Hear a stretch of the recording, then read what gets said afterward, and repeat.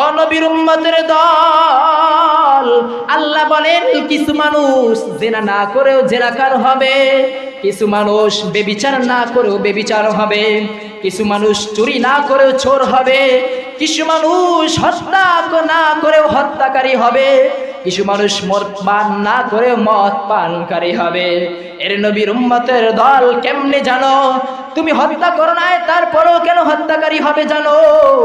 আল্লাহ বলেন সামনে যে তোমার নির্বাচন আসতেছে, সামনে যে ভোট আসতেছে, এই নির্বাচনের সময় যদি তুমি এমন এক ব্যক্তিকে ভোট দাও, এমন এক ব্যক্তিকে যদি তুমি ভোট দাও যে ব্যক্তি নেতা হওয়ার পর, এমপি চেয়ারম্যান মেম্বার হওয়ার পর, ওই এমপি চেয়ারম্যান মেম্বার যদি কোনো জিনার কাজে লিপ্ত হয়, আল্লাহ বলেন তুমিও বান্দা জিনাকারীর মধ্যে সাব্যস্ত হয়ে যাবা।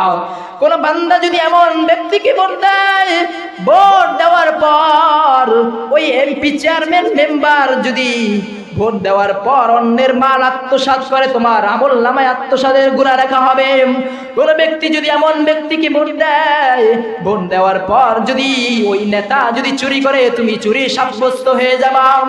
এই নবীর উম্মতের দল, এই কারণেই বলি নবী যে বলেছেন তলাবুল ইলমি ফারিয়াতুন আলা কুল্লি মুসলিম, প্রত্যেকটা মুসলমানের উপর দ্বীনি ইলম শিক্ষা করা ফরজ।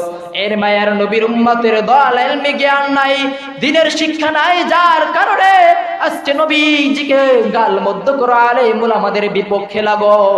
একবার যদি আল্লাহর ভয় থাকতো, কোনদিন নবীকে নিয়ে কটূক্তি করতা না।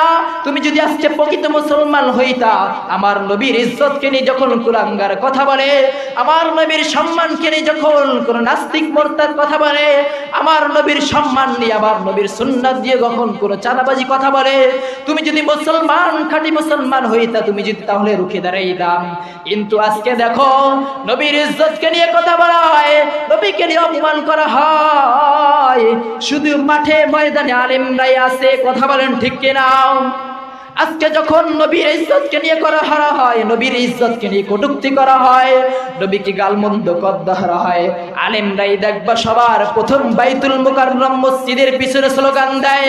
আলেমরাই দেখবা নবীর ইজ্জতকে সম্মান রক্ষা করার জন্য সবার আগে মুসলিমকে ডাক দেয়।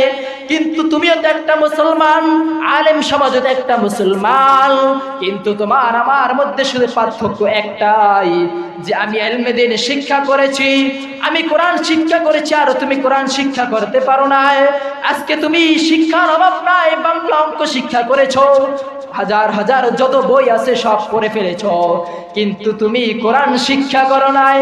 তোমার ওই শিক্ষা যদি দুনিয়ার মধ্যে সবচেয়ে শ্রেষ্ঠত্ব হইল, ওই মালিকের কাছে কখনো শ্রেষ্ঠত্ব না। কথা বলেন ঠিক কিনা?